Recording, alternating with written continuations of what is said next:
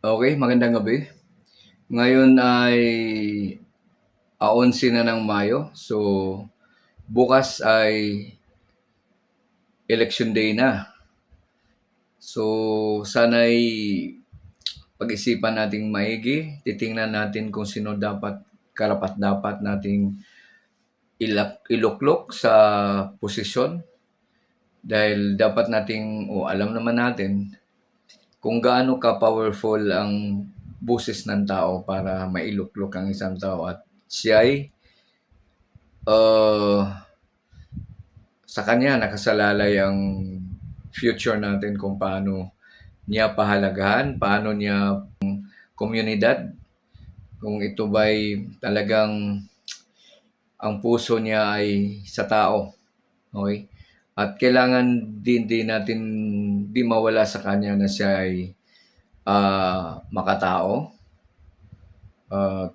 matalino, may alam. Para alam niya ang pasikot-sikot kung paano dapat gawin sa pundo na mayroong i-allocate para sa komunidad niya.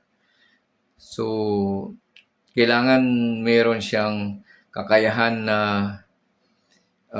magaling siyang, nandun na tayo na siya'y makatao, magaling, matalino, pero dapat siya ay magaling mag-express ng layunin niya para suportahan siya ng mga tao o siya ba'y dapat leader by example, no? Tulad ni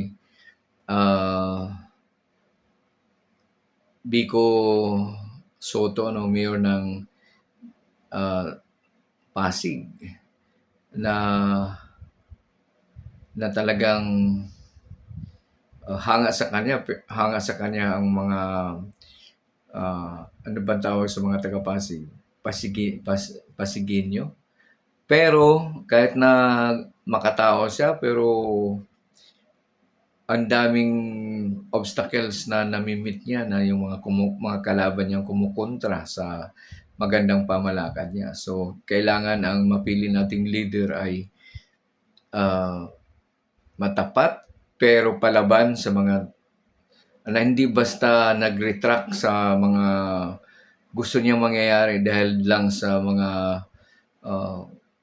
pagkontra ng mga kalaban niya sa politika. Okay? At sa tingin ko sana'y kung hindi naman ninyo kilala siya, kung mayroon ka namang kaibigan, no, na pinagkatiwalaang tao na ang pananaw niya ay okay sa'yo, maganda din na rin sigurong magtanong ka sa kanya kaysa manghula ka. Okay? At siguro hindi dapat maalis na siya ay makadiyos. So, alam naman natin kung paano natin i-gauge kung ang tao ay makadiyos ba. Okay? So, siguro yan lang, no? So, magdasal na i-guide ka. At sana wag na dati may mga bigayan. So, kung sino yung nagbigay ng malaki, yun ang ibubuto nila. Pero dapat hindi ganun, no? Kung in case lang, no, wala akong nakausap na talagang binigyan siya pero kung in case mayroon, sabi nga ng iba, tanggapin mo yung pera pero wag siyang ibuto dahil sa malaking binigay niya. Kasi ang sabi, pagka nagbigay ng malaki, pwedeng saan niya ba kunin yun para yung pinamigay niya o baka babawiin din niya. So saan niya babawiin yan? Sa mga kung anong mga sign of corruption. Naisip ko lang, share ko lang din sa pananaw ng o kahit sa research natin sa yung na-research ko yung EI overview, no, na hindi maganda ang isang political dynasty. So ano ba yung mga political dynasty? So ang damay na nila nandyan sa politika. So political dynasty yan. Okay? So bakit ba sinasabing hindi maganda? Kasi ah, sa democratic world, no, sa democratic country, ang dami natin, 'di ba? So ang dami natin, so give chance to others. So dapat kung may sa isang family, mayroon na siya, tama na 'yon. So so tulad ngayon na example, sa Senado, daming mga kapareho ng pangalan diyan. So ang suggestion, based on the definition of sa research ng ano ng ah, sa general na pananaw, pagka marami na sila, um, mahirap na kung ano yung pananaw nila, pare-parehong pananaw nila, example magkapareho silang pananaw, mahirap na makontra yon.